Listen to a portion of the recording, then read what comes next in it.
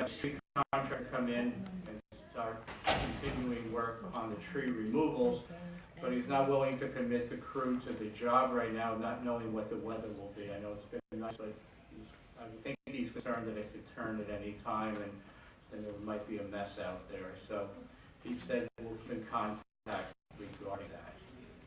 The improvements to Brunswick Avenue and the Karen Street drainage improvements, Mr. Sachs has given me a list of all of the sidewalk easements that have not been obtained. It's a handful of them, I think approximately 6 or 7. The rest of them are. What I will do is map those, and for your next meeting I'll provide you with a small map so you can see what we have and what we don't. If some of them are the area of our deletion item, maybe you don't need to pursue them immediately, but you can make a decision on how you'd like to move forward with that. Adirondack Avenue, we're continuing our work on that design and hope to wrap that up soon. And DeVoe Lake dredging, we did the bathymetry work. We started reviewing it, and something didn't look right to me. So we looked at it a little closer, and we looked at the dates, and it so happens that the last time we did the bathymetry work was right between Hurricane Irene and Sandy. And the bottom of the lake is totally different now. It's higher in some spots and lower in others. So we're going to map that out and figure out really where we are now. And then I'll bring a map to you and give you an idea of how much square yardage you can do with the money you have at various steps, and you can decide what you would like to do. And that is it. I'll answer any questions you might have.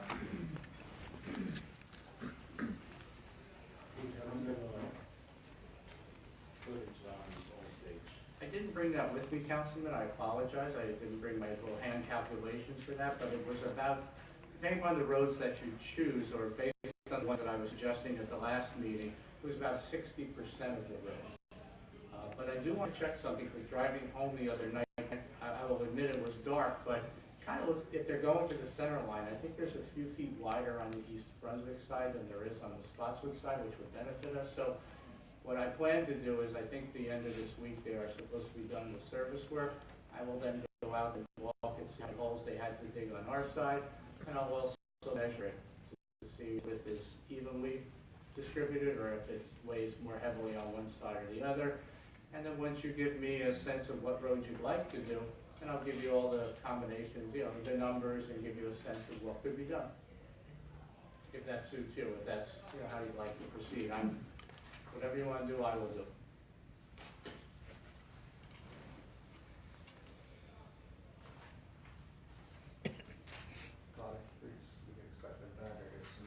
Yeah, like I said, he's worried about the weather right now. Bringing his crews back, but he said he'll bring in the tree guy and get him to continue work. He's talking to the gentleman from JCP&L, and they're continuing to do their utility pole work. He acknowledged that, so they have the resources for that. So it's that is correct, right? And we are in contact with the DEP regarding little things that are coming up. So no, it's not just dead in the water, but in terms of seeing progress, there isn't really much going on. All right, thank you. Sure.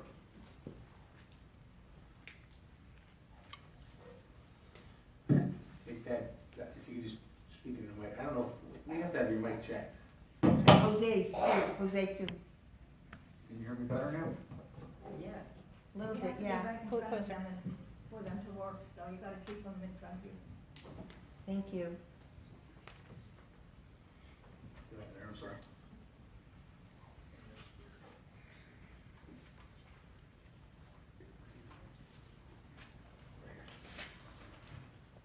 We have an ordinance on first reading.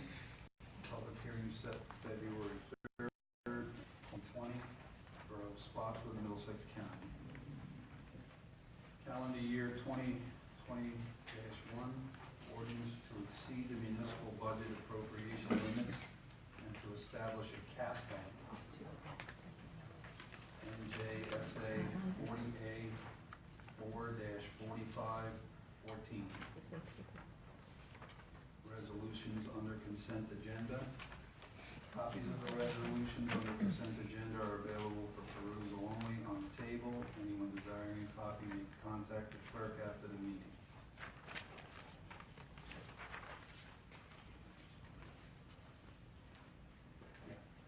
Right, that's what.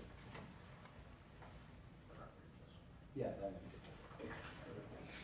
All right, so, 2013 reappointment of CFO Joe Zanga pursuant to NJSA 40A:9-14010, a 4-year appointment ending January 1, 2022. There is no contract or yearly salary. The yearly salary is the amount of $32,5265.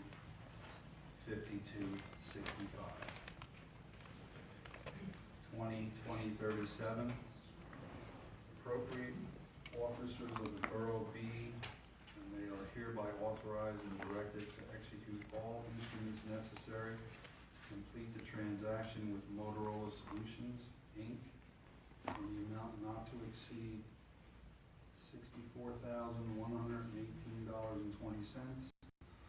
First, radio communications equipment and accessories for the new fire truck. Equipment under state contract 83909 from Motorola Solutions, Inc. We are going to pull 2038. There was a calculation issue, and we're going to bring that back at the next meeting. 2039, Patricia DiStefano, RMC Borough Clerk, is designated as the Borough of Spotswood's Public Agency Compliance Officer for the year 2020, and 2020-40 payment bills. Also, there's going to be a discussion on garage sale ordinance amendments. Go.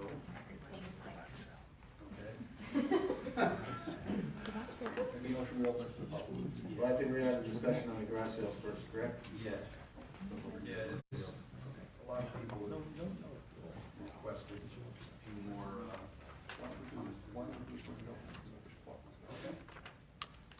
Do that? Yes, any motion to open to the public? Second? All in favor? Aye. Okay, so I've had people ask me if they could have a couple more yard sales during the year. They're limited to 3 right now. Could you move your mic closer? Oh, Thank you. so, is that better? Perfect. Okay. I've had people ask me if they could get a few more garage sales in the summer, yard sales, whatever you want to call them. Right now, they're limited to 3, and the discussion is whether we should up that to 5, so that they can have 5 yard sales, but the way it works. And then there's also, I believe there's a discussion on, right now they pay $5, and maybe upping that a little bit to maybe $10 per yard sale. So I'd like to ask the public if anybody has any issues with it. So, I just want to make a comment on this. I don't have an issue with going up to 5. My only concern is, I'd rather not, we have to put something in there that they can't have it in 5 consecutive weekends or something, because Yeah, that's fine. I just know I wouldn't like it if my neighbor had something the whole month of July every Saturday at the house. no. So I'd like to have something, wording in there that breaks it. Once a month. One a month. So 1 a month, there's usually 5, you start in March or April, and you yeah. go until August or September. October. So you have 1 a month for 5 months. I don't have an issue, as long as it's broken up somehow. I hate to see it every Oh, yeah, weekend yeah, me too. for 5 weeks in a row. You imagine 10 houses in a row, 5 weeks in a row? Understand auction. Traffic's bad enough in Central. Is there, Pretty much good for the weekend, right? Diane Charles, we're 29 Old States Road. Is there some regulation in the ordinance now that says, that limits the number of houses on the street at any given time? Like you said, 10 houses in a weekend on the same street would be excessive. She's saying it. I have the ordinance in front of me. No, there is no regulation on how many people on one block can have a garage sale. So if the entire block wanted to have one, they could. That's when we have our year, like our Right. once a year, everybody garage sale. Mhm. Yeah, I I could see where your concern would be there. Are you saying that you would like that in there? Yes. Council would have to bring that. We could definitely look into that also, because that is a good point. I mean, it's not gonna affect me because nobody has a garage sale on Old Stage Road. At least not if they're saying they don't. They've tried. Yeah. I've seen it, they've All tried. that. But certainly on like Karen or Janice or one of those other little streets, in that area, you know, if there were 5 houses, even every other house, that would be annoying. So there should be some kind of restriction in that regard as well.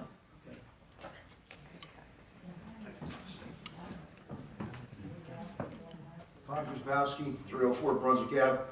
Is there gonna be a, or is there something even in effect now? Because I've had this problem for years at my corner on Brunswick Ave and Old Stage Road.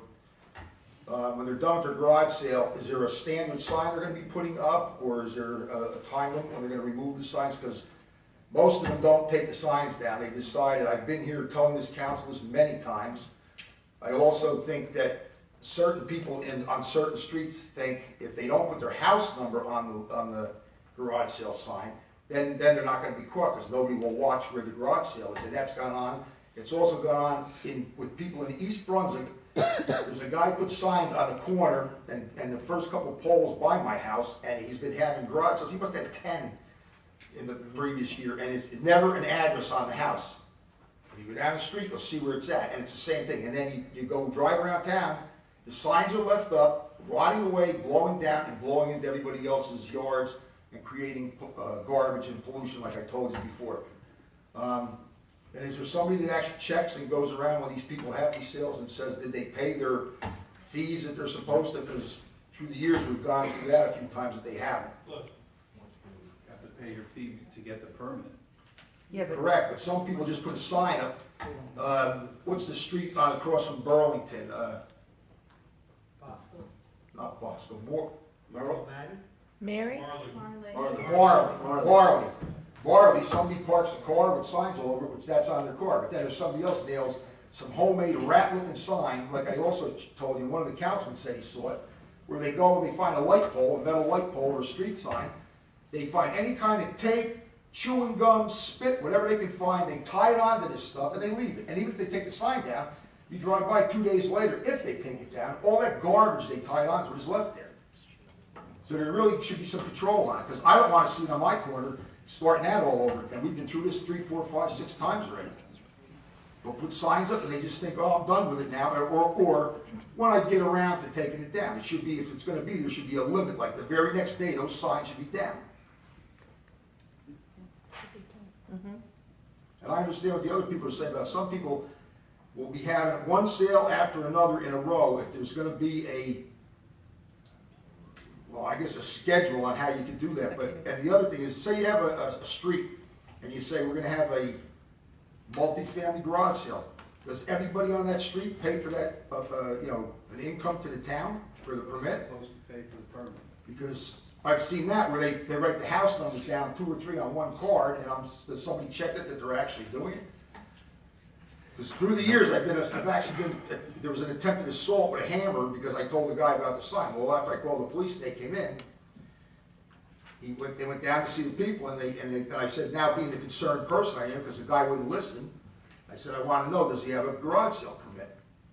So when they went down there, the officer, because he came back and told me, he says he went up to the house and said, do you have a garage sale permit?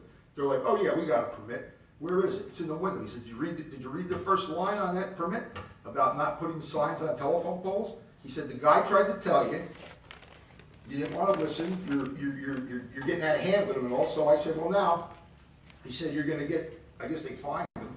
So I'll take all my signs down. He says, I don't care if you take every sign down in the town. You shouldn't have been doing what you were doing. You were told that. And that I see constantly. And it's not just our town, it's every town. Because everybody loves, I guess it's something like with cities, to see all these ratty signs all over that, oh, look, there's a sign left here from an old garage sale. Oh, it's giving it character. It's giving it nothing but garbage in people's yard and blowing down the street. And we have a problem anyway in all the towns, because I don't know if you know, but the younger generation today has this thing. When you're done with a cup or whatever, you throw it out your window, you're sitting in a parking lot. I witness it day after day in ShopRite, Dunkin' Donuts. I'm done with my cup of coffee, so I'll just put it on the ground and drive away. So, Yeah, I hope he's researched that good, because there's gonna be, I don't need some high court, there's gonna be problems, there's a lot of signs left up and jammed up there all the time. Hi, good evening, everyone. Colleen Ronco, Manalapan Road. Living on Manalapan Road and having seen the garage sales, and my neighbor's one of those great guy, love him to death, he can have as many garage sales as he wants, I don't care. What I am concerned with is there's no shoulder. There's no parking. So what happens is, people are driving by and they see the garage sale, they screech to stop. My husband and I went to go out last summer, and there were literally 3 cars blocking our driveway, and one of them was double parked into the middle of the street. So, I don't know how you would solve that issue, but he has pretty big garage sales, because he buys like, Auctions. yeah, like the public auctions and stuff. So his garage sales are pretty big. And like I said, I have no problem, I don't care, he can have as many as he wants, he can have one every weekend, I don't care. My issue is that there are a lot of garage sales on Manalapan Road, and the cars are in the street, because there is no shoulder. So I don't know if cones have to be put up, or we have to come up with some kind of regulation that they can't, you know, because a couple of the neighbors actually had to put cones up because the people were literally parking on their front lawns. Because, you know, Manalapan Road doesn't have a shoulder, we all have this little bit of parking in the front. I have a fence, so you can't really go too far into my yard, but most of the people don't have a fence, so they're literally pulling up and onto people's lawns to get out of the road. So that's my only concern with this. I mean, I don't, like I said, I don't care, you can have as many garage sales as you want, but it's just that concern. I don't know if, like, maybe on Saturday, if there are garage sales on Manalapan Road, maybe the police just kind of need to drive by a little bit more, kind of, you know, hey, you can't be parked here, kind of move it along. But it's just, I'm just concerned with the hazard, especially on Manalapan Road. Isn't your house close to Immaculate Conception? Yep. So maybe. Yeah, I mean, it's not, there's actually a couple of streets right there that they could park on. I mean, Immaculate Conception is, you know, 5 or 6 doors down. I mean, it's really not a problem to park in that side parish parking lot and actually walk if you wanted to. But, you know, they don't normally do that. They see it as they're going and, you know, pull over. So I just wanted to mention that.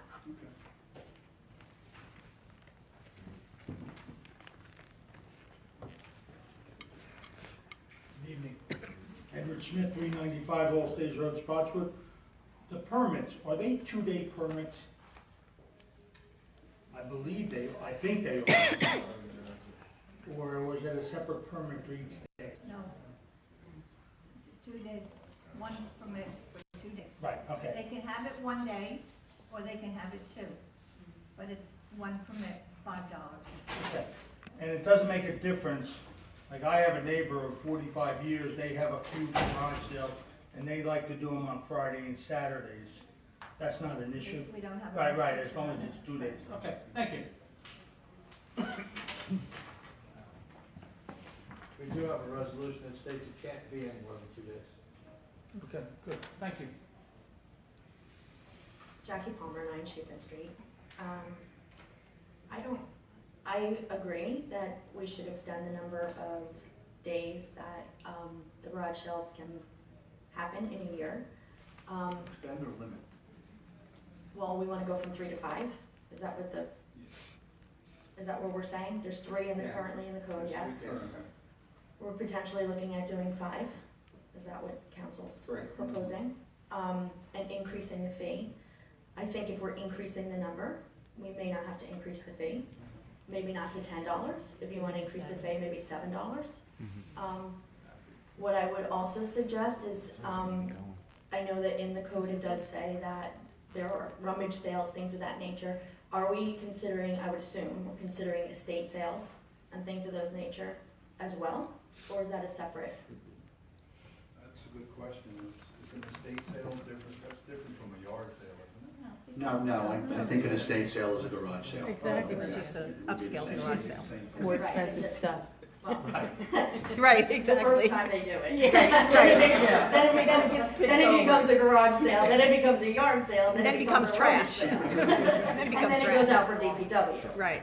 We should have a list of all the, So along those lines, right, paying attention, and to Tom's point about the signs and the garbage and the things of that nature, we need to really start paying attention on our roads, what people's property is sitting outside. For example, come down Shupin Street. I have 2 homes that are vacant, that are having work done. I believe the code enforcer was out, because there's a red sign on them. I didn't go over to see what it said. I only know that things happen over there because the dog barks all day long. And there's dumpsters, but as you know, I have a neighbor that continues to keep piles of stuff, I'll call it. To me, it looks like garbage. But there's a trailer now, probably, I'm gonna go 3 weeks, sitting outside in front of my house, across from my driveway. It's always an issue when we have a trailer parked on the street because you can't get an emergency vehicle. If I park my truck in front of my house legally, and that trailer is there, there's a dumpster there, there's all kinds of things, you cannot get an emergency vehicle. We are not getting a fire truck down the end of that road if we need it, or an emergency vehicle. So, I would like you guys to look into that since you're looking at junk sales and garbage that goes out. And are you guys, when we finish this, are we gonna go back to caucus meeting agenda items for public discussion? I think it's open to the public now, so we can do that. Yeah. You can do it now, Tim. Are we, That's- does anybody wanna talk, anybody else have a garage sale issue? Yeah, well, yeah, make sure anyone else, Right. Anybody else have a garage sale issue? No? All right. Jackie, before you start on your next thing, I just want to address something that Diane brought up. She mentioned about limiting the number of houses on a street that do a yard sale at any given time. The only problem I foresee with that is, let's say we say no more than 3 houses. Well, on Shupin Street, there's only 6 houses, which means now half the block is having it, and Adirondack Avenue is a 1.5 miles Right. Um, long. How do you How do you regulate? regulate that and control that? Well, So that may become just a little bit dicey. Percentage. Again, Right. Maybe if you did a percentage or something like that. you know. We have to look into the Yeah. formula. Well, honestly, how many times I are you mean, gonna I don't have a think it whole should be like street? every other house. You know what I mean? Well, or you make the responsibility of the homeowner Or you make to it one control block party a what's year. happening with their parking, people coming to their house. I mean, you know, in front of my house, I can't have people double parked in front of my house. You know, somebody has to pay attention to what's going on. It's their responsibility as a homeowner, right? If I'm having a party at my house and there's 100 cars parked down on the street and they're blocking from somebody's, you know, driveway, it's my responsibility that those people are at my house. So maybe if that's, rather than potentially limit the number of houses per street that could have a garage sale, we have to put a little more onus on the residents to take responsibility. Yeah, I just think it would become kind of a pain in the I neck. agree with you. Like I said, if we do 3, that means half of your street can have a yard sale. Oh, and it has happened. And it's okay by me. Connie Ronco, Manalpa Road, what if we, with the block, if you're gonna have a block garage sale, why don't we just limit that to 1 a year? So if the whole street wants to do it, they can only do it 1 time. Well, You can have- that's pretty much the town-wide yard. Right, sale. right, but there are still some, you know, there are still some streets where the neighbors will get together and go, you know what, we'll just put all the stuff out at the same time because you'll get more people when you're advertising that there's 5 garage sales on the street versus 1 garage sale on the Especially if street. it's like a cul-de-sac. Right, exactly, so maybe it just needs to be limited to where it's just one, if you're gonna do a block garage sale, it has to be, if, let's say even if it's gonna be more than 50% of the people on the street, it can only be 1 time at that year. And then you can have individual garage sales after that. It's something we're gonna look into, kind of figure out the way to do that. Just a suggestion. Thank you. Go down. Sorry, Jackie. So, obviously, you know that I look through the borough code from time to time, as if I have nothing better to do. In our code, we outline the specific agendas that happen for the council meeting.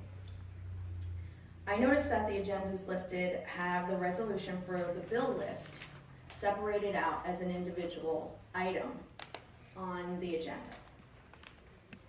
I would like to suggest that council start to do that.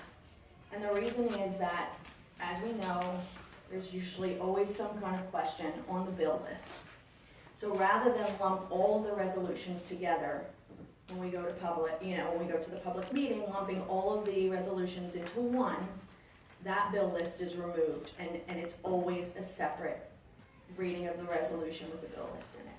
so that you guys aren't flipping through to say, is there something in there that I didn't see? Because being as you know, sometimes you don't get your packets with enough time to go through it, or pull out, questionable things. So that instead of doing it all together in one foul resolution swoop, we do it the way it is written in the code.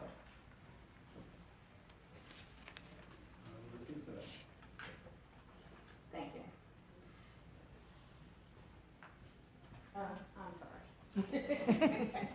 I was gonna say that was I quick. know. Yeah.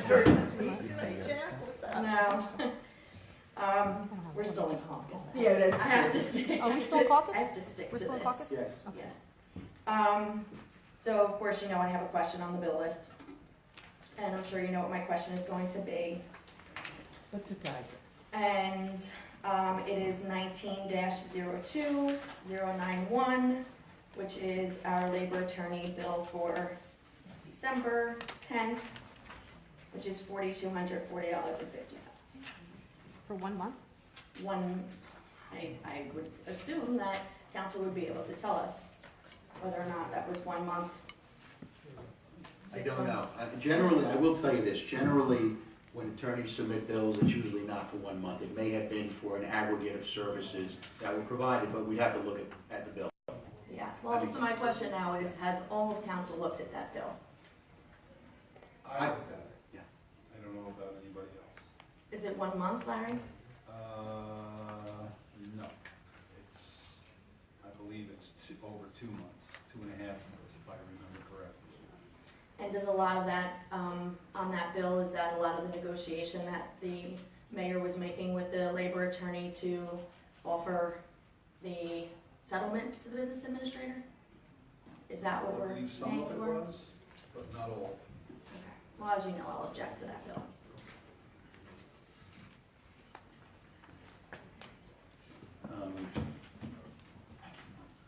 Do you have any time frame in which the website for the Borough Council is going to be updated as far as meeting dates and being able to access minutes and agendas? Because it's not updated yet. I don't know who does the website. What exactly does it? Well, there's no dates for council meetings at all for 2020. Okay, I can take care of that. Okay. Yeah, there are.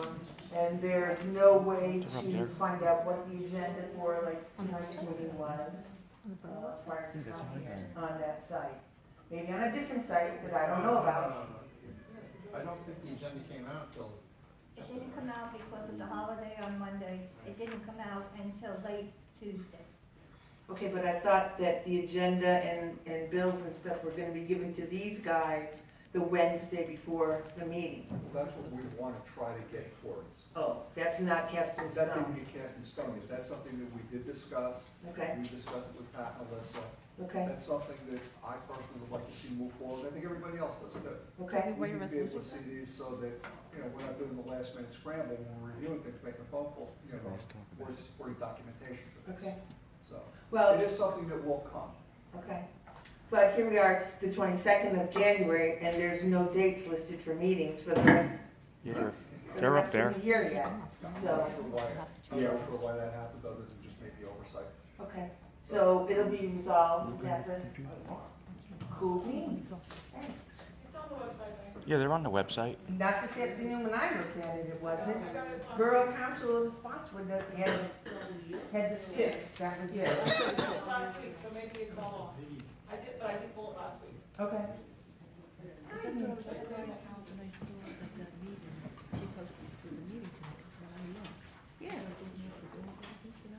Jackie Palmer, 9 Chico Street. I know that on the agenda, for the regular meeting, and I'll bring it up if you would like me to move it to then. The reason I wanted to mention it now is because I know that you vote on this. But there are minutes that are listed for the regular meeting agenda, yes? I do know in code that you're not required to read meeting minutes as part of the meeting, even though that's normally what would happen. In Robert's rules, right, you would somebody make a motion not to read the meeting of the minutes and blah, blah, blah. My question is, when the public never gets to see those minutes until they get posted online. at which point I have no jurisdiction. So, and I'm gonna use myself as an example since I stand up here a lot. I can never see the minutes on whether or not, and I'm not saying that you've never done this, I'm just making, this is just an assumption. If there is something that is written in those minutes that maybe is misinterpreted or written incorrectly based upon something that one of the public says, is there a reason that the minutes are not circulated like the resolutions and the ordinances, like the agenda, prior to you voting on it? Would there be a reason for a general meeting, a public meeting, that we would not be able to see those minutes prior to being voted on? Well, all right, I guess it's a question of when the minutes are made available by the clerk, but the public doesn't get to vote on the minutes. That's really the council's Didn't prerogative. ask that. I don't Right, get the to coun- vote on a resolution Let me either, finish. but Can I- read it. Let me finish. It's the council's prerogative to approve those minutes. It's the council's prerogative to, before they vote on it, to review it, to make sure it's accurate. And I've seen at many public meetings, at council meetings, at planning board meetings, at zoning board meetings, if there's an error or a correction that needs to be made, then that would be made by motion. So again, I don't know what the procedure is right now in terms of when those minutes are available. If it's possible for them to be disseminated to the public before a council meeting, you know, I'm sure that's something that, you know, the clerk's office would. Well, that's what I'm asking. I'm asking if there is any reason that just like the bill list, the resolutions, the ordinance, the oath of office that we have sitting there, the agendas, the only thing that's always missing are the minutes. And they're not there for the, what, right? I don't get to vote on an ordinance or a resolution or the, you know, I can comment on the bill list.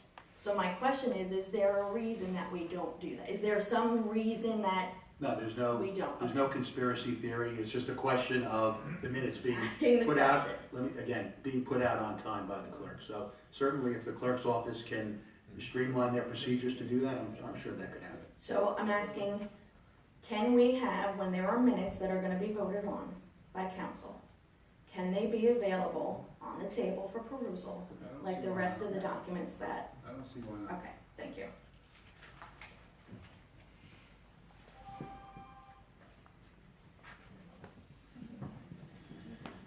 Motion to close the public session? Second, All in favor? make a motion to adjourn? Second. All in favor? Aye.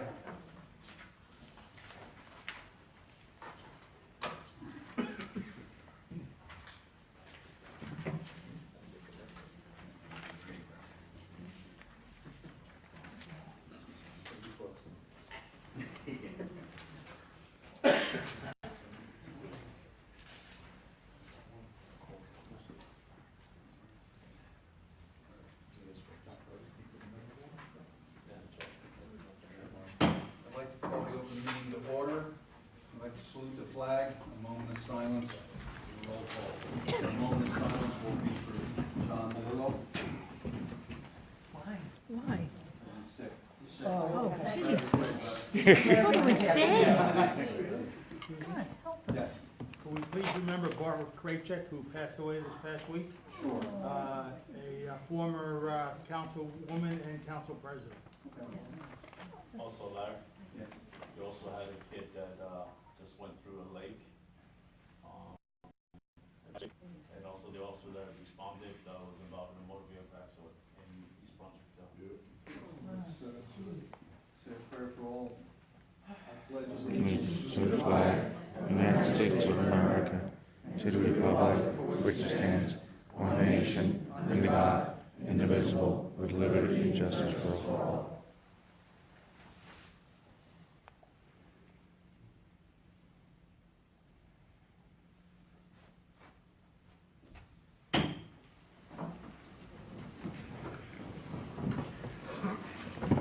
Notice requirements provided for the Open Public Meeting Act have been satisfied. Notice of this meeting was properly given in the new schedule of meetings of the Spotswood Borough Council on December 27, 2019. The new schedule was transmitted to the Home News Tribune and Sentinel. It was filed with the clerk of the borough of Spotswood and posted in the Spotswood Municipal Building, 77 Summerhill Road in Spotswood, New Jersey. Councilman Ritchie, Here. Councilman Rivera, Here. Councilman Malillo, Councilman Spacuzzo, Here. Council President Kramer, Here. Mayor Sealy. Here.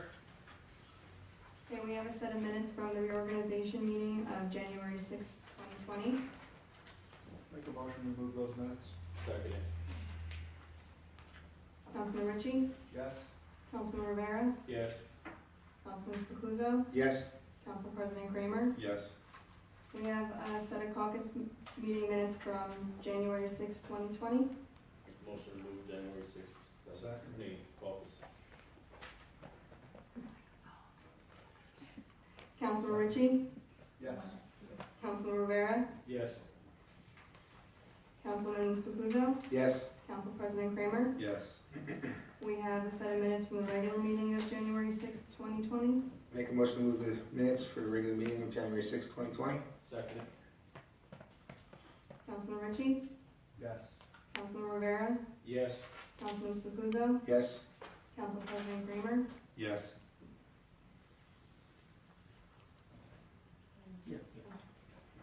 And then we have minutes from the executive meeting minutes for the year of 2019. Make So, a motion to approve the minutes. Second.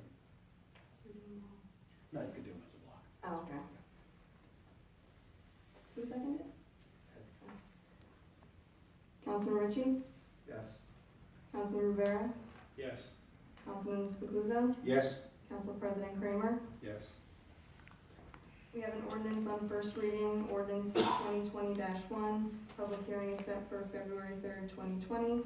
Ordinance to exceed the municipal budget appropriation limits and to establish a cap bank.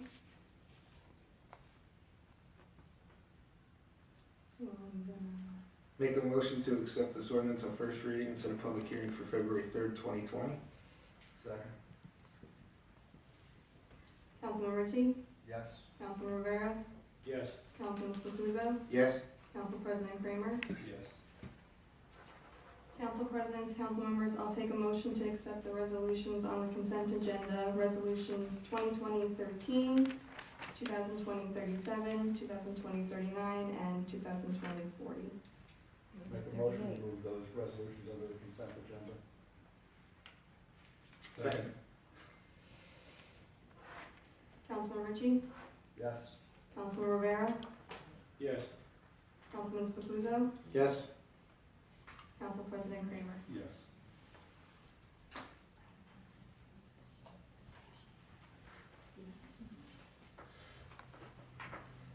Okay, any and all reports from liaisons and department heads?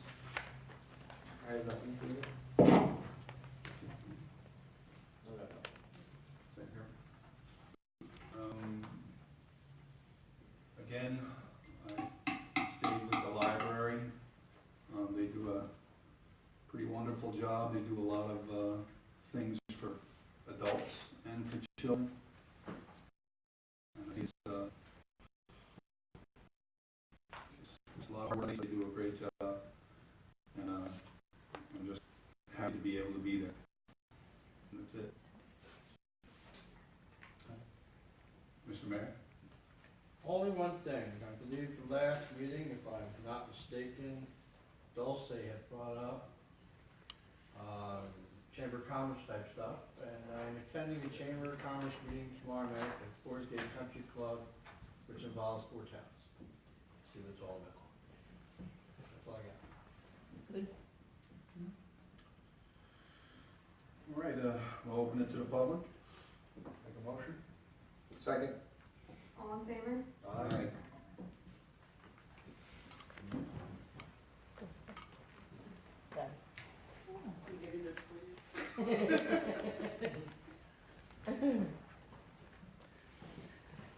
Hello, Dulcie Rivera. It's me. I have a question. I was talking to some friends, and I do have some. And we were talking about the lake. So we're doing all this work on the lake, which is great and wonderful. So the question came up, how does a person like me who doesn't live at the lake enjoy the lake? once we clean up the lake. Get in your car and drive over to the lake, you have a little picnic out back. Where do you park? Where? Well, that's gonna be part of the grand plan that's finished. There has been some talk, if you've noticed the distance between the grass and the lake, it is a good size of making angle-in parking. Like you see like in Seaside or Asbury Park, it's just a thought right now that you would be able to park in there and go out to a picnic bench that will be sitting there. So there's going to be like stuff there that I can go and sit and That's the enjoy it? plan, but it's gonna be formed by a committee because it can't be just one person's decision. I think we'll form a committee by that time, right? And discuss the options, because maybe somebody's got some great ideas. Maybe gazebos, maybe swans, maybe something. The swans are there already. Swans like Asbury Park, we paddle around the lake. So that would be something that the township would need to pay for, I'm assuming, because I'm assuming that these grants are to dredge the lake, not to make it pretty, correct? There are other grants to do that. To put this stuff around? Sure. Okay. And then someone asked a question of me, and I didn't know the answer, so I'll ask you people. So I recently discovered that the VFW place is actually township property. So I realized that they, work there in the building and stuff and do their stuff, but the parking lot there and that gazebo area that they have, is that public also? VFW or American Legion? American Legion. You mean the American Legion? I get confused over which one is where. Yeah. So the one that's over by the lake. American Legion. Thank you. Anytime, that's what I'm here for. We're talking, I can answer this question if you guys don't mind. Go ahead. If you're talking the outside gazebo, Yeah, the outside place, not inside the all of that building. belongs as part of the Legion lease. Okay. The Legion does not stop anybody from coming on the property to fish if they want to and use it recreationally. If you decide to have a party there, well, that's a different story. Okay. All right, outside the fence, okay, by the horseshoe pits, by the turtle and piece of cheese, whatever that thing is. That's public. Anybody can go there. So I could- As far as parking there as well, if you decide you want to go there and walk your dog or fish or whatever, no one ever stops anybody from doing that. Okay, so I can go, park and go stand by the, and watch the water go down the dam and stuff, watch the little waterfall and stuff. Okay, thank you very much. Something, yeah. I agree.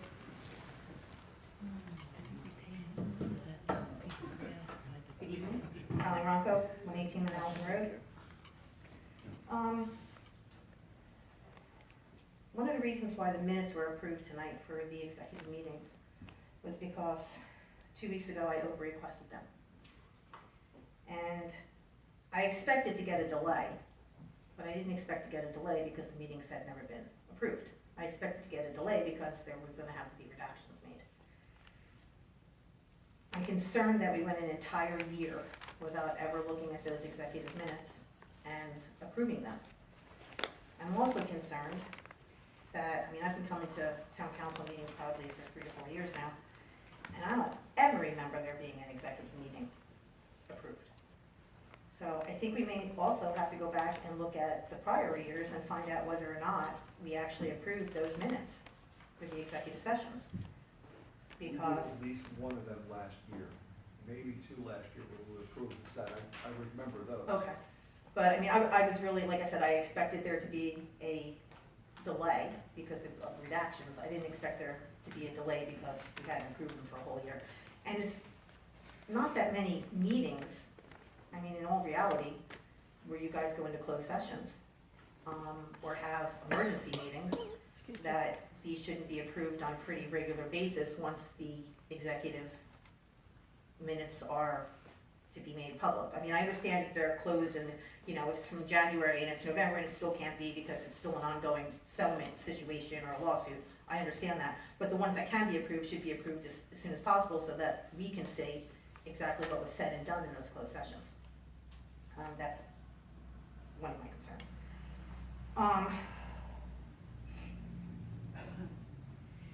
I just want to bring this up real quick. We're into a new year, and has anybody thought anything about doing a rabies clinic or a microchip clinic with the money from the animal trust account? We have a baby's clinic scheduled scheduled for May 2nd of this year. We have that's put on through Middlesex County. Okay. Can we also have a resolution to have a microchip clinic at the same time?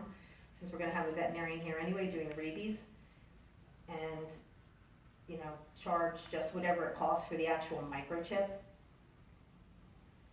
This way we can get more animals that are microchipped, get them registered, so if they do get loose, we can get them returned and try and reduce down over time the amount of money that we're paying to East Brunswick to return animals. I mean, if the animal can be brought here, we do have a scanner now, and it gets scanned, and it can be returned before we have to take it to East Brunswick and get charged, and it goes to Woodbridge, and then there's a whole big thing. We can actually reduce down the amount of animals that have to go to the shelter that we have to call animal control for, and we can negotiate that contract with East Brunswick so that we're not paying exorbitant amounts of money for 3 dogs a year that they pick up, which turns out to be, you know, $5,000 a dog, because we're paying ridiculous exorbitant fees. Who does the microchipping? A veterinarian will do it? Yeah, a vet will do it. Yeah, you can have a vet do it. Yeah, it's just, it's in between the 2 collarbones in the back of the neck. It's a little teeny tiny microchip. It goes into the needle, it goes into the back of the neck, it's shot in, and then they have to call it and register it. I would be more than happy to volunteer to fill out the paperwork while they're standing there, and then make all of the, you know, make sure that everybody's registered. I mean, we can certainly set up a computer to do that online while they're standing there. I would prefer to do that than as opposed to just leaving it where they just have the microchip and now we just know that the dog was microchipped in Spotswood. I mean, that's basically what it's gonna say, or microchipped by a certain vet. I'd rather do the registration paperwork right there, and I'm sure I can get additional people if we have a large enough, you know, population that wants to do it, that I can get additional people to come out with their laptops and do it. That's not a problem. So I'll be more than happy to do that if we can get a resolution going on a microchip clinic. I think we need a resolution on that. I think, you know, we already have it set up with a rabies clinic. If we want to do that, we can expand that on. Well, I would have to speak to the vet. Yeah, if the vet's willing to do it. Yeah, I mean, if not, if that vet's not willing to do it, let me know. I mean, I have a vet that I'm sure that has an actual, if they're a vet on the go, where they go to your house, I'm sure that I can get him to come and do it. So Connie, that, you know how much a chip normally would cost? you know, it depends on how many you're buying, but I'm gonna say the high average, if you have to do it like, it's probably $7 on the high average. So if you have If to there's buy, only 2 dogs, it's $7. right, it's $7. 100 dogs, it might Right, be $5. right, exactly. But here's the thing, the microchips don't go bad. So if you have to buy 100 microchips this year, let's say that's the minimum you have to buy, and you only use 25 of them, they don't go bad. You know, you can have them for next year and the year after, or if next year you have 200 dogs, and you know, the vets have the microchips. So if you're only gonna be paying for that, you know, but if you have a turnout where you get 200 people this year, and you know, next year, well, you know, you'll get, you know, the microchip. So I think that would be something just to kind of eventually bring down the amount of money that we're paying to East Brunswick for animal control. We don't have an animal control issue here. Dogs get out, but we don't have a population of wild dogs running all over the place, or, you know, any kind of issues like that. They're few and far between. So that would be great if we could do that. Are you against us charging what we pay for the chip? No, that's what I said. Okay. Yeah, I mean, if you guys are paying $7 for the chip, and that's what the vet, if the vet says, listen, I have to charge $13, well then charge $13 for the microchip. We do have money in the animal trust account where if we're only gonna have 50 microchips, well maybe we should just, you know, make it as a service, because after 3 years, that money goes into the general account anyway. So if we can use it towards the animals, as opposed to, you know, just allowing it to go into the regular funds, and make that a service for people so that we, and in the long run, okay, we're taking $500 out of that animal trust account, but in the long run, if we save $3,000 with East Brunswick, it's well worth, you know, the time and the expense. So, but no, I mean, whatever we have to charge, if we have to charge, then that's what it has to be. And it's still cheaper than going to the vet, because I'll tell you right now, to take your dog to the vet to get a microchip, it's gonna be $85. Because you're paying for an office visit, and you're paying $26 for the microchip. So at the least, it's gonna be $85 for you to get a dog microchipped after that. So that's why these microchip clinics, especially for people, you know, older people that are on limited incomes, if we can do that, it would be a big expense and a big help for them, that they don't have to worry about it. If little Poofy gets out and gets picked up in Spotswood, we can scan it. We have the scanner. We did buy the scanner we have all the information that we need for the helo, so we do have that. And if they don't know how to work the scanner, I do, and I can certainly, a minute and a half away, you know, so I don't have a problem coming. I understand, and I brought this up last month, that there was an exoneration letter that had come with respect to the Middlesex County Prosecutor's Office and the complaints that were filed by the mayor and Ms. McDonald. I understand now that there have been exoneration letters for each one of the police officers that was named in that suit. Is that true? Mayor? Answer that question, absolutely.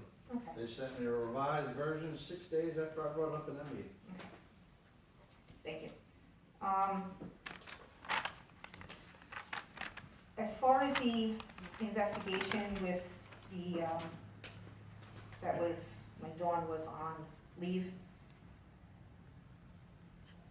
did the council receive a copy of that report that was given to you by the lawyer that did the investigation?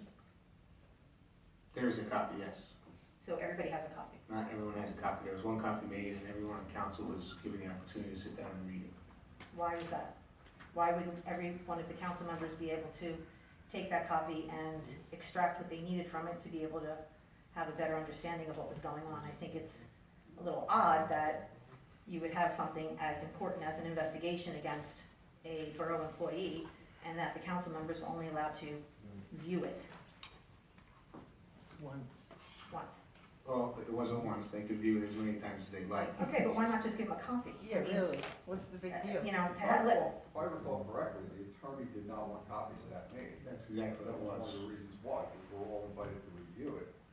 It was still work product on her part, and she did not want copies of that released at that point. okay, Whether or but, not they can be done now is another story. okay. But I do think that if it can be done, that everybody should get a copy of that and review it again, especially in light of the fact that Ms. McDonald is back and that, you know, there's, again, you know, ongoing issues. So I think maybe that's a situation where everybody should get a copy of that because, let's face it, the Dawn McDonald episode is not going away anytime soon.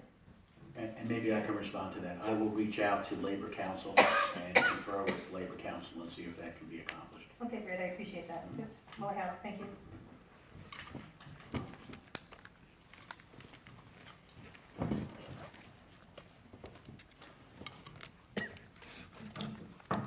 Jackie Palmer, 9 Sheepman Street. In regards to that, to the issue that Saranko just brought up, I would think that given what has gone on, and the fact that there has been some significant lawsuits that have come at us, and what I'm reading in the newspaper, which could be true or could be not true, that Ms. McDonald is stating that she has been exonerated based on that investigation.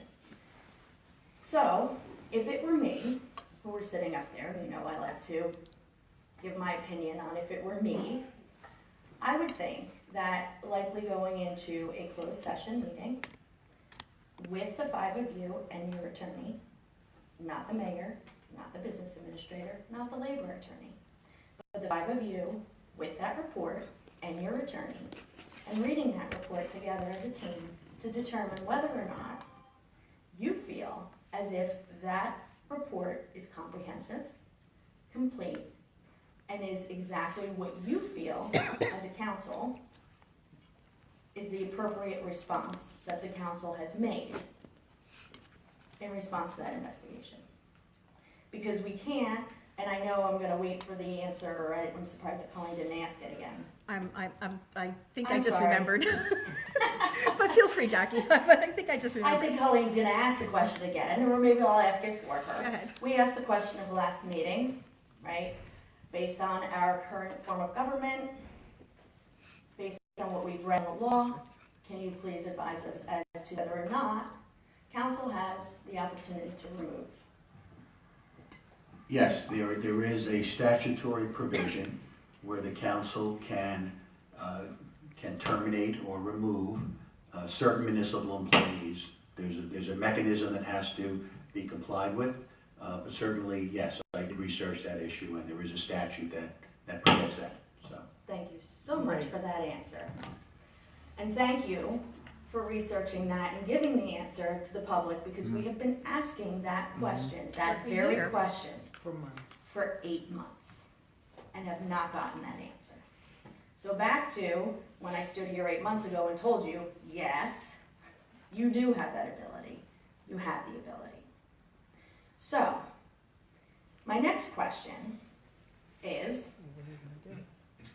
do we have a policy or a procedure that limits the discussion of private personnel information in a public place? I couldn't tell you. Does anybody have our handbook handy? Yeah, just Okay, got it. well, as the attorney has pointed out so many times before, for new attorneys, first thing you learn is never ask a question you don't know or you know the answer to. Well, one, absolutely, HR, right, personnel issues, and you guys will tell us and have told me time and time again, Jackie, I can't discuss that in public. Jackie, that's a personnel issue I cannot discuss in public. So I know that we have a policy. If not, it is definitely some sort of policy somewhere for municipal employees that cannot discuss personnel information or specific employee personnel information in public. I can tell you with 100% certainty that yesterday I was in the municipal building. I can tell you what time I was there, and I can tell you exactly who was around me. And I can tell you that I overheard a very personal personnel conversation between a department head and Ms. McDonald, whom I was told at the last meeting that Ms. McDonald does not have HR roles and responsibilities any longer. That discussion was within earshot of me. And Alyssa will tell you that I was standing outside of Pat's window. This conversation took place in the doorway of the administration office. Not in the conference room, not behind a closed door, not in the mayor's office, not in any closed door office. I heard information on an employee of this borough that I should have never heard. Just so happens it was me. I want her to be disciplined. I want her written up. It was clear as day what she said, and I am not going to repeat it because of the privacy of that employee and that department head, because that department head likely is a subordinate and didn't much have a choice in the conversation that they were having with her. But she very clearly stated things within a contract about a specific personal employee that she should not have said. That, in my job or anybody else's job, is a terminable offense. There it is. You're welcome.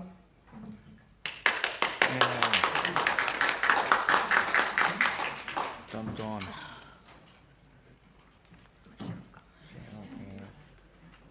Cheryl Bass, Main Street. Last night there was a school board meeting. I go to a number of school board meetings, and I went to last night's meeting. I don't go to every one, but I go to as many as I possibly can.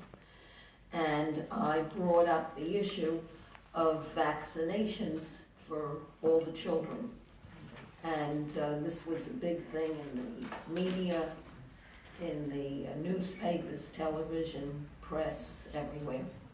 And I had said to the superintendent, I said, I didn't hear anything about this until the protest, until there was a protest.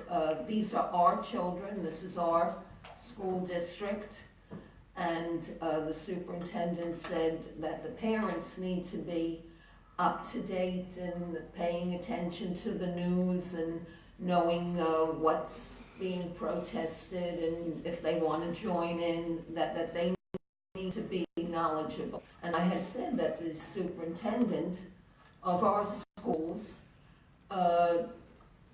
should inform the community in some fashion that this is a major piece of legislation that's going on in the State House. I said it goes to the Assembly, then it goes to the State Senate.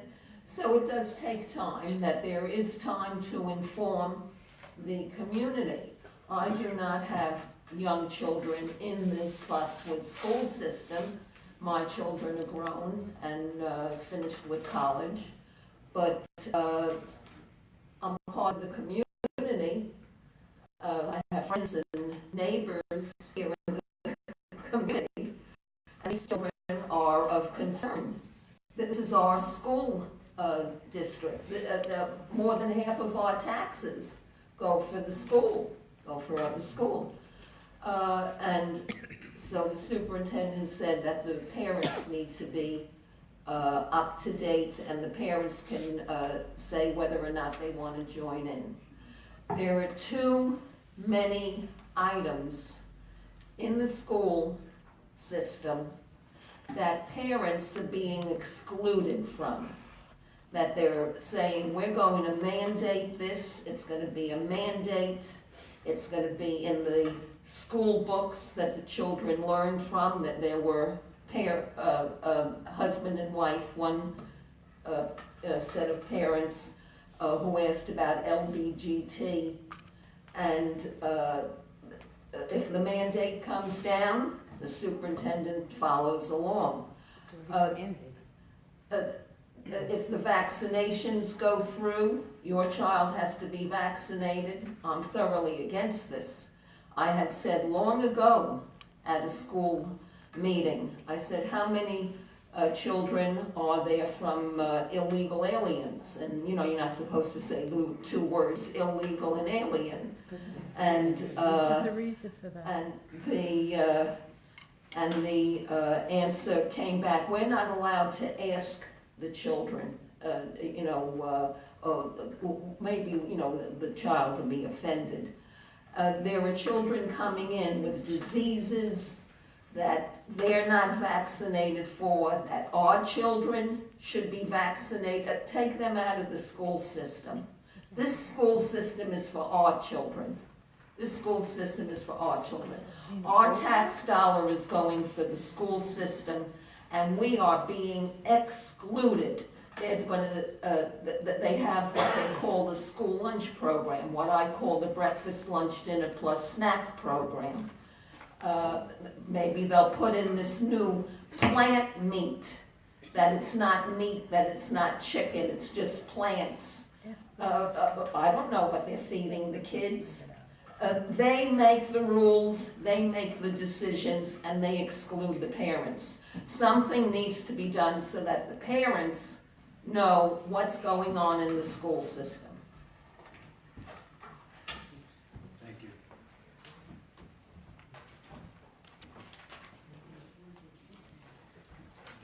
Anyone else?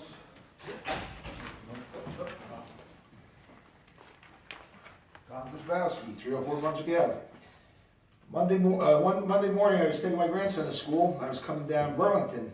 There's a guy that I see every morning walking his dog. He comes out of Madison Avenue. It's a little brown and white dog. He's got a nice pooper scooper. Paid money for it. It's not a bag. It's a regular, professionally built item. Well, halfway down the block, as I see him walking the dog, he goes up to a sewer and dumps the crap in it. Oh. Yeah, and all the borough workers for years have been telling me about Burlington sewers when they clean them. And I believe the police were even looking for people for a while. So I actually circled the block, and I saw the guy, I didn't get to where his house was on Madison, but that's where he went. The funny thing was, years ago, I had a woman that let a dog crap all over my property and walk up towards ShopRite. And I followed her, and I called the police, and they finally got over there, and she got cited a $240 ticket. And it's funny, but the street she lived on was Madison. So I want to know, are they going to start pursuing this again? Because I had a dog, 12 years, I had a husky. He was in my yard, he was in my house, he roamed my property. These people own a dog and they all think that I love dogs, oh, I'm so concerned, but I'm going to walk the dog, and when I want to get rid of the waste, I'm going to throw it in the woods across from my house in bags or dump it down sewers. do you know what the current fine is for this if they get them? I don't know what the fine is, but I know there is a fine, because that's illegal dumping. It contaminates the waterways. Exactly. They're really heavy against that. Okay, and then with that said and done, I asked this question a while ago, and I understand recently this weekend I see all the dumpsters and trucks are out of there on the Asbury building. I understand through the grapevine that a person that owns the property told this person, the town of Spotswood told him get his stuff out of there. What was the reason for that as far as, was it because of the chances of the contaminants getting in the waterway behind there, or was there something? Well, I have to say, I have no knowledge at all of telling them to get out there. So I'm gonna have to ask Rob and DPW and see what's going on. Yeah. I didn't know about the. Yeah, I don't wanna include it, the people I know, but somebody told me face to face that he was told the town of Spotswood called him up and said, get your stuff out of there, and he did. I know we discussed the fence, you and I, Correct. but I didn't give anybody orders to tell anybody to get out of Yeah, there. so from what I understand, he has a new property that he's gonna keep this stuff on, but I guess whatever he did with that building, he's still gonna use that for offices, but, another question I had, when he raised that building, was that done by all the permits and stuff he was supposed to do? Was he originally gonna raise that building like he did? Because it looks to me like there's a big garage door on the one end of that building now, and it's all boarded up right now. Just one end of the building, right? Yeah. There's some kind of, if I'm not mistaken, maybe Bruce knows, there was some kind of ordinance involved where you can't tear down a complete structure. Right. But you have to leave one wall. Right, up right. and build an entire structure around it, which makes absolutely no sense whatsoever. Right. That's a rehab then as opposed to a rebuild. Right. It's, yeah, the drawings he has of this new building, that's just really stupid, to leave that wall in there. The building's new. It looks like, almost like a house. But that is the regulation, you do have to keep up on the wall. So, I mentioned this before through the years, and I'm curious now. They rezoned the street now, you can bring heavy-duty trucks up to that building. Just his building. Correct. So I'm wondering if down the road, maybe this whole thing was a big sham, that temporarily he used that property, he raised the building now, put this garage door on the one end, and possibly because maybe the previous landlord didn't have the finances or didn't want to get involved. Is this a thing where down the road now he'll blow this property out and he'll be able to say to the new property possible owner, well, look, trucks can come right up to this building and it can be used for what it really wasn't supposed to be used for. Well, I believe we can change that, because it was only granted to him, we can change that back. Yeah, I mean, at this point, to me, it doesn't matter, but it's just like I said before, if we're getting. Well, I want to get a hold of the owner first, find out what's going on with him. Yep. What happened, who talked to you, as well as the oil lines. Yep. Because it's taken quite a while to get the building up. Okay, thank you. At the very least, it's supposed to be a fence. I know, I remember the conversation you told us here, and that's why I asked it a few times. Because I remember, you said we're gonna put a fence around it, they're gonna clean the whole place up, which you did start cleaning it up. But like I said, the original agreement from what I remember at the meeting was, he's gonna have trucks there and dumpsters, empty dumpsters, and there's never been an empty dumpster up there. And then they were parked by the creek in the back, and like I said, I know it was a construction dumpsters, and it's not just construction material, it's anything somebody gets in there, and then it'll be leaching into the waterway down below the dam and going downstream into the waterway. So I was just curious, did DEP get involved in that? Because somebody else told me they didn't think you could even put dumpsters close to water like that. Well, they said I'll look into that. I'll ask for it. All right, thank you.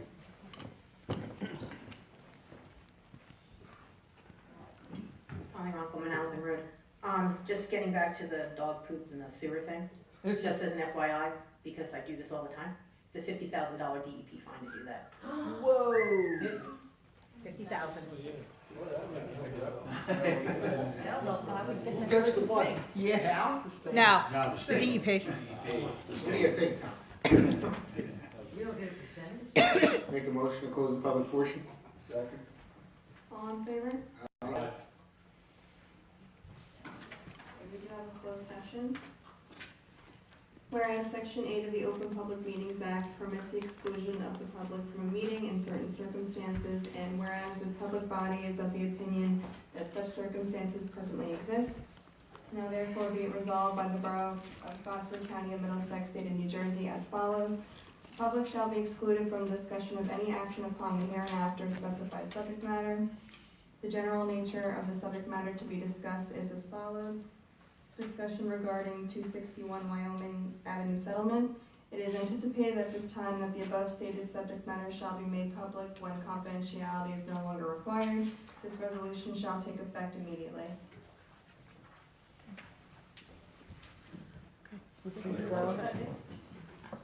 Accept the resolution. Yes, yes, a motion, right, because we don't have to close session, motion. Second.